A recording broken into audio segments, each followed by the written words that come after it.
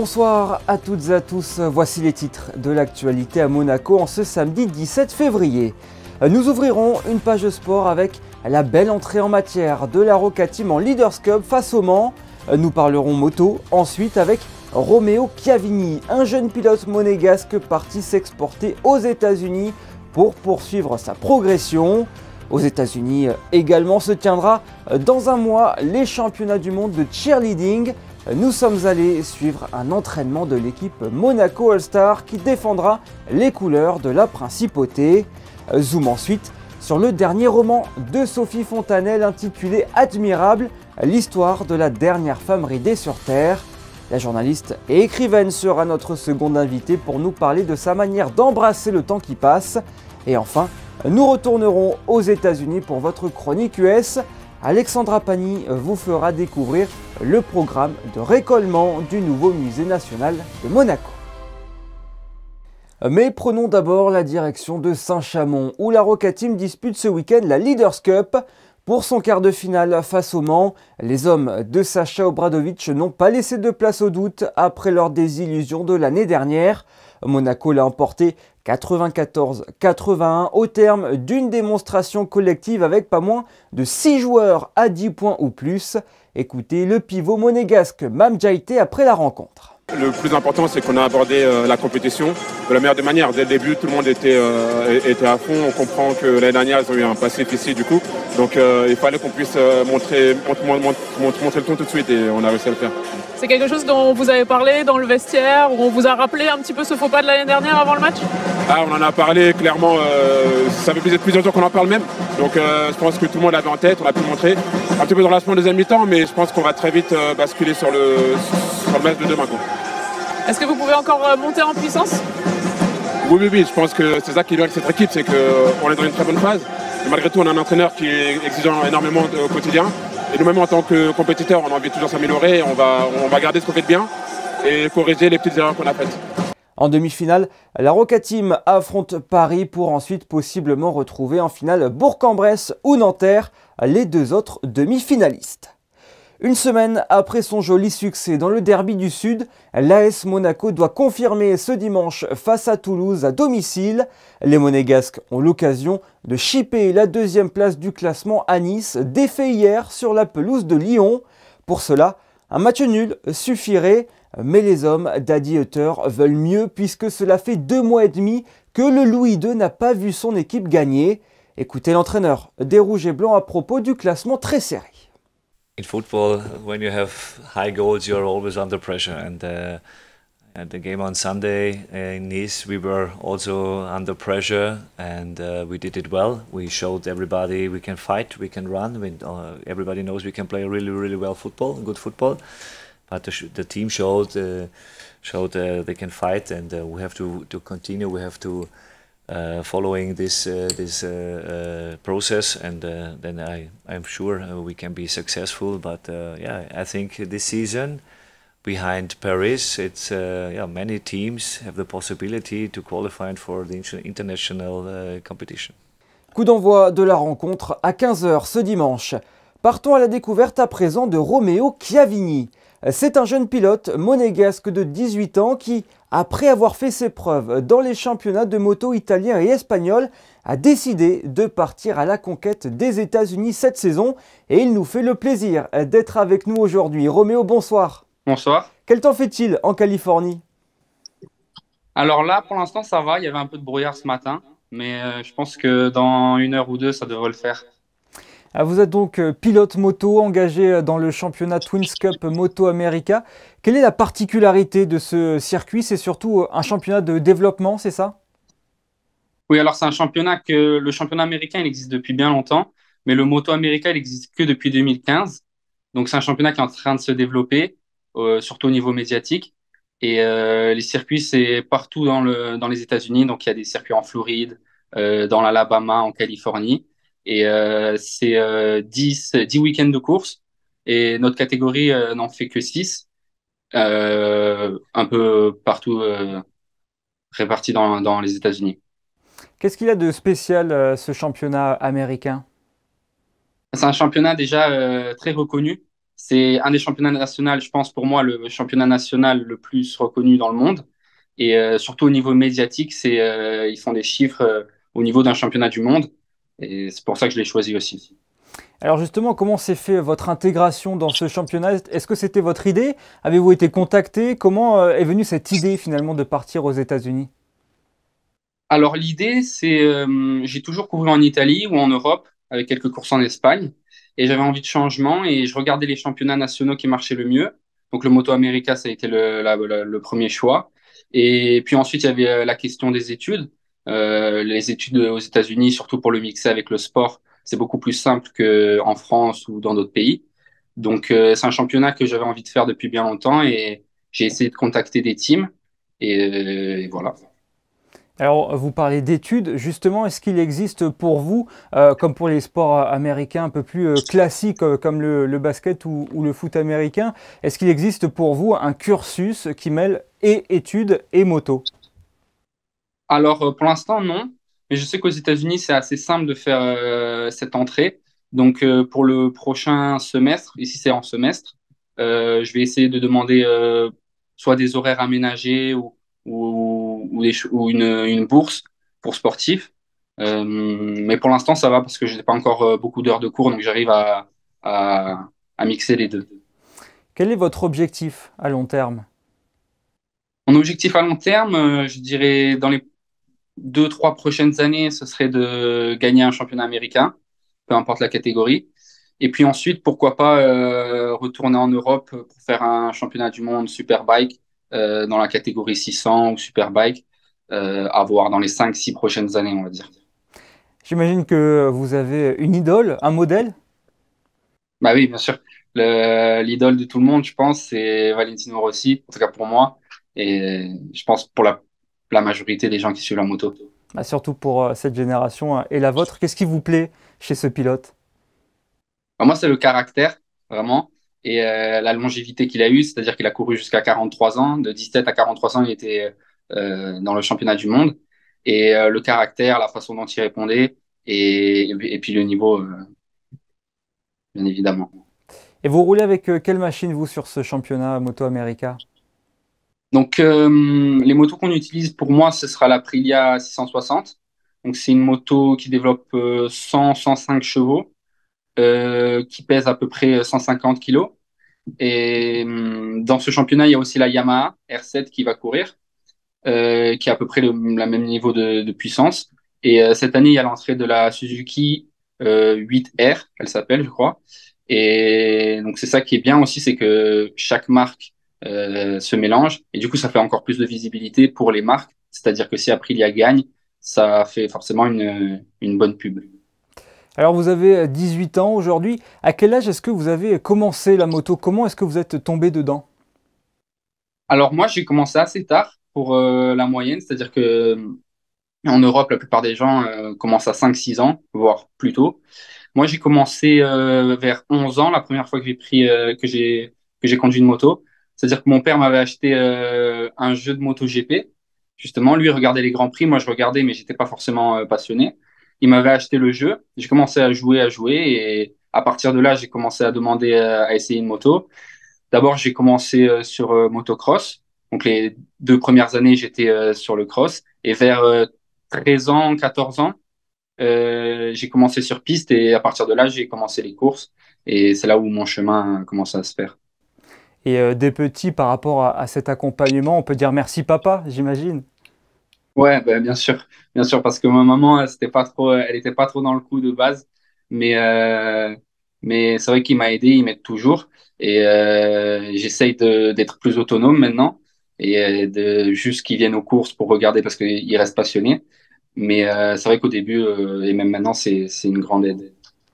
On parle sport mécanique, vitesse, Monaco. Ça nous rappelle forcément Charles Leclerc, notre pilote F1. Est-ce que c'est un exemple pour vous? Bah, Charles Leclerc, oui, bien sûr, bien sûr. Même son frère, je pense, c'est les sportifs qui représentent le mieux la principauté. Et donc la Formule 1, forcément, c'est beaucoup plus reconnu que la moto parce qu'il y a le circuit. Et mais forcément, c'est deux exemples. Parfois, je les vois courir ou s'entraîner. Donc Donc pour moi, oui, c'est un exemple. Eh bien, on espère que vous suivrez les mêmes traces et le même succès. Merci beaucoup, Roméo Chiavini, d'avoir été avec nous. On vous souhaite évidemment beaucoup de réussite pour la suite de votre carrière, en espérant vous recevoir prochainement à un échelon supérieur. Merci beaucoup, merci à vous. Bonne soirée. Les États-Unis verront très prochainement d'autres monégasques débarquer. L'équipe freestyle des Monaco All-Stars, ce groupe de cheerleaders de la principauté, participera en avril prochain au championnat du monde de la discipline. Ce sera donc à Orlando, en Floride, l'occasion pour Justin Hadel et Jean-Alexandre Dordet de découvrir cette discipline. Rigueur, maîtrise et assiduité, la concentration est au rendez-vous. Dans cette salle d'entraînement de l'espace Saint-Antoine, l'échauffement est presque le plus important. C'est un mix de danse et de gymnastique, donc l'échauffement est vraiment primordial pour ne pas se blesser, puisqu'après elles vont devoir tourner, sauter, danser sur des musiques ultra rapides. Donc il faut vraiment éviter les blessures et avoir toute la chaîne musculaire bien échauffée.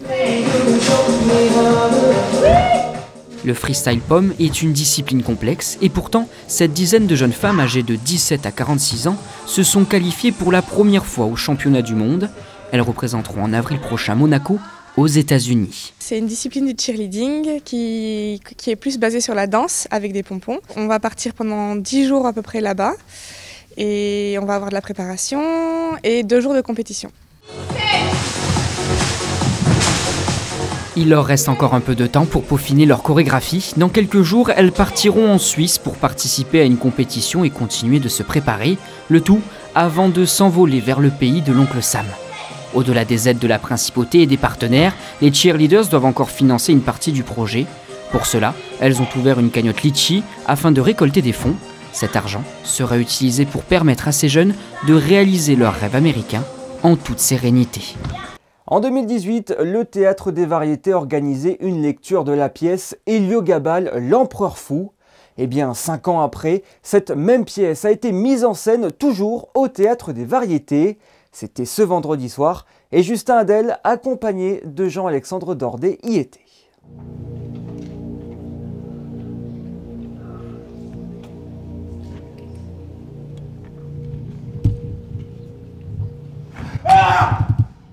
Une tragédie en pleine Antiquité.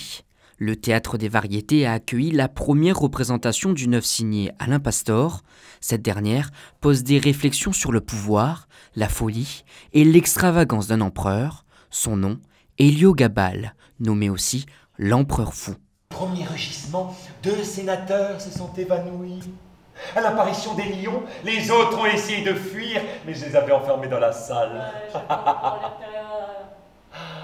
Cette terreur ne leur a pas enlevé l'audace de s'opposer à leur maître.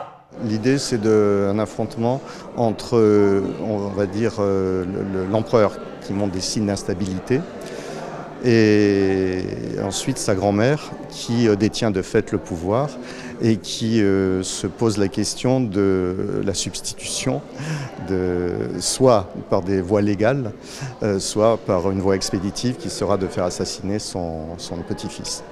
Pendant plus d'1h15, les spectateurs ont pu observer la mise en scène sobre et épurée, surtout technique de Pascal Vitiello. Une chose est sûre, l'intensité du jeu des comédiens, amplifiée par les lumières, une création vidéo et musicale, a conquis l'ensemble de la salle. Les rendez-vous culturels de l'hôtel Métropole Monte-Carlo programmés ce jeudi soir, Sophie Fontanelle, la journaliste et écrivaine, vient de publier Admirable, l'histoire de la dernière femme ridée sur Terre. Un roman qui se pose en récit philosophique et sociologique. Sophie Fontanelle, bonsoir, merci d'être avec nous. Bonsoir. Un récit philosophique et sociologique, est-ce que vous êtes d'accord avec ces termes ? Oui, je finis par être d'accord puisque c'est ce que tout le monde dit, mais je pense que ça définit bien, oui. Ça définit bien une partie de l'histoire. Que renferme l'image d'Admira, l'héroïne de votre roman ? Eh bien, Admira, ça se passe dans 12 ans, et Admira, on se rend compte qu'elle est la dernière femme avec des rides sur Terre, c'est-à-dire qu'en fait, on la découvre un peu comme un vestige dans une crique de Grèce, un endroit isolé, on comprend pourquoi c'est isolé, on comprend pourquoi on ne l'avait pas trouvé avant, voilà.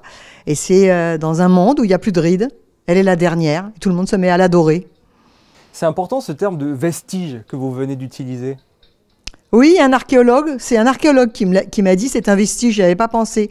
Et c'est pour ça peut-être qu'on la met sur un piédestal, parce que c'est un vestige.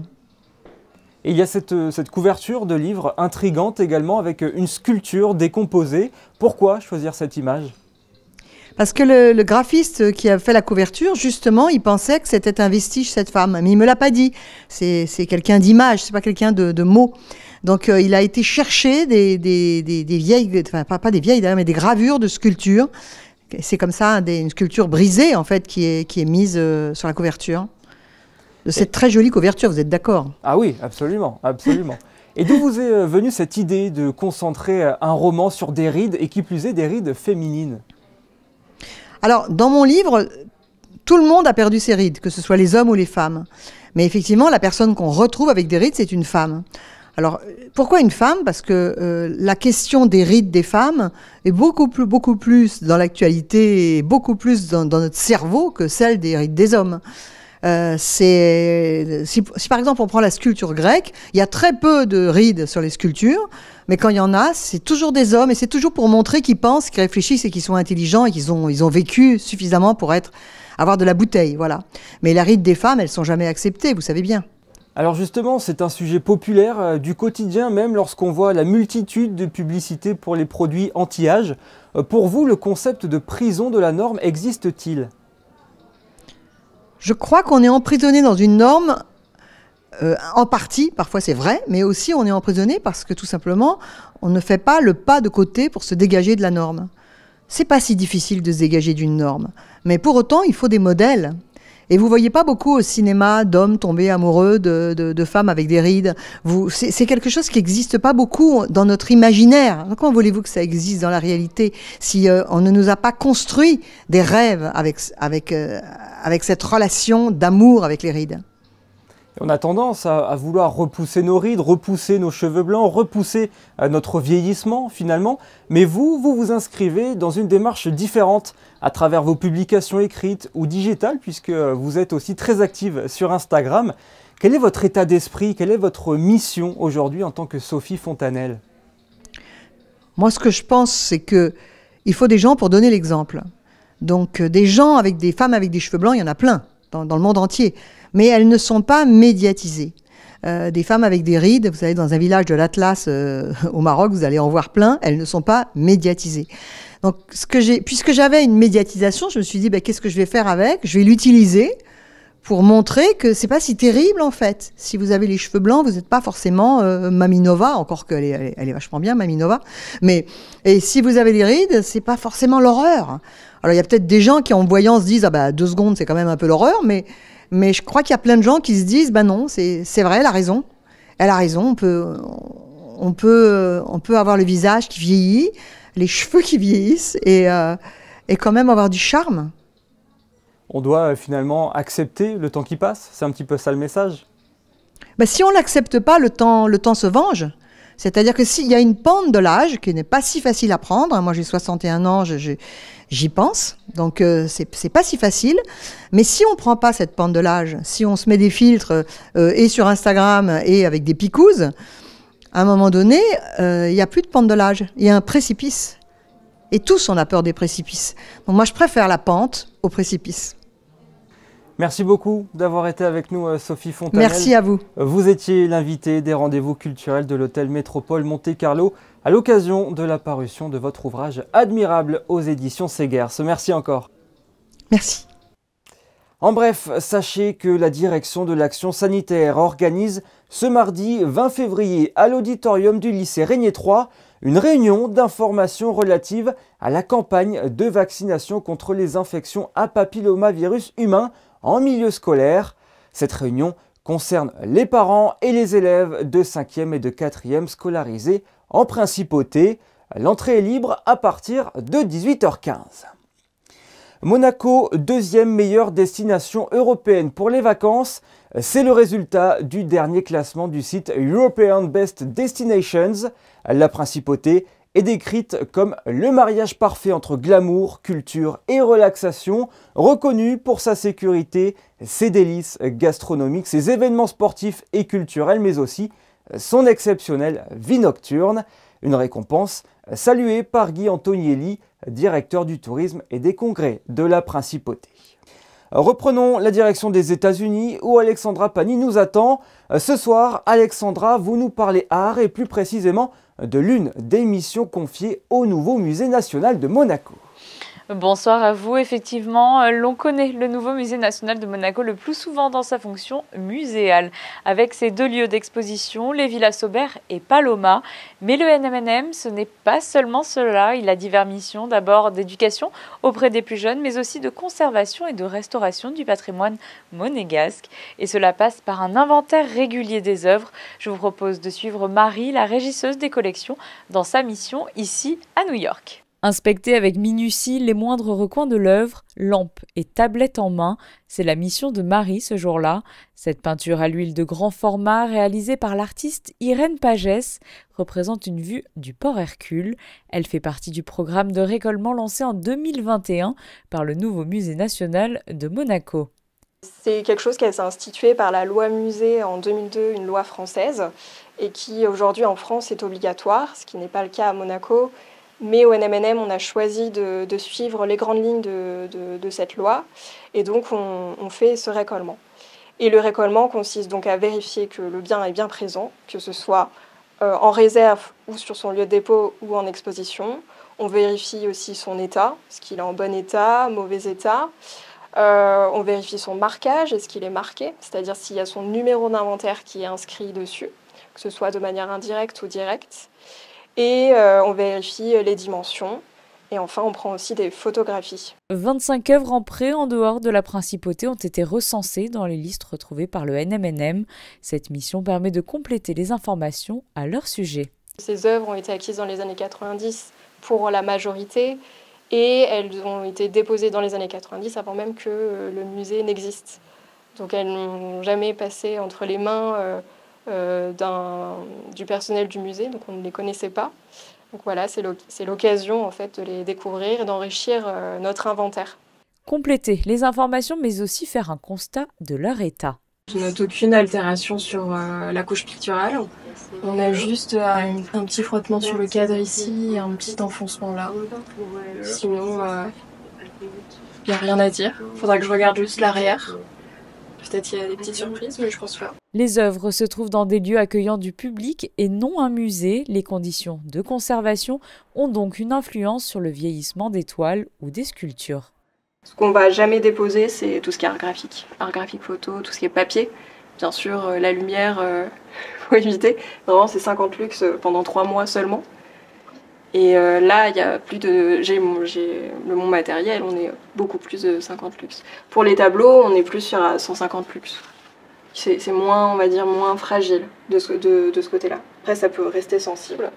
Le plus sensible, c'est tout ce qui est variation de température et d'humidité. Donc, on ouvre une fenêtre à côté d'une œuvre. Voilà. Ça, c'est plutôt problématique. Marie est donc là également pour donner quelques recommandations ou conseils pour que les œuvres se trouvent dans les meilleures conditions possibles tout au long de leur séjour à l'étranger. Retour en images à présent sur l'événement Let's Play Carnaval, organisé ce vendredi par l'association Entre Parents. Un rendez-vous festif au marché de la Condamine entre ateliers créatifs, maquillage, tatouage, concours de déguisement et bar à confiserie. Terminons ce journal avec le point météo de Justin Adel. Bonsoir Justin. Bonsoir Yannick, bonsoir à tous. Demain, du soleil et des nuages vous attendent en principauté. Seront comptabilisés 9 heures d'ensoleillement. Grossièrement, ce sera un temps similaire à celui d'aujourd'hui. Malgré tout, les températures ne bougent pas et restent élevées pour la saison. 12 à 17 degrés sont attendus et jusqu'à 15 degrés maximum en ressenti. Le vent sera aussi au rendez-vous avec une dizaine de km/h toute la journée. La température de l'eau, elle, restera à 14. Demain, le soleil se lèvera à 7h23 et se couchera à 18h04. En ce dimanche 18 février, nous fêterons Sainte Bernadette. Et c'est ainsi que se termine ce journal. Merci à vous de l'avoir suivi. À moins de 2 mois du début du Monte Carlo Rolex Masters, le Monte Carlo Country Club a démarré sa mue cette semaine. Notre photographe Manuel Vitali vous propose donc ce soir un avant-après sous différents angles du prestigieux site de Terre Battue.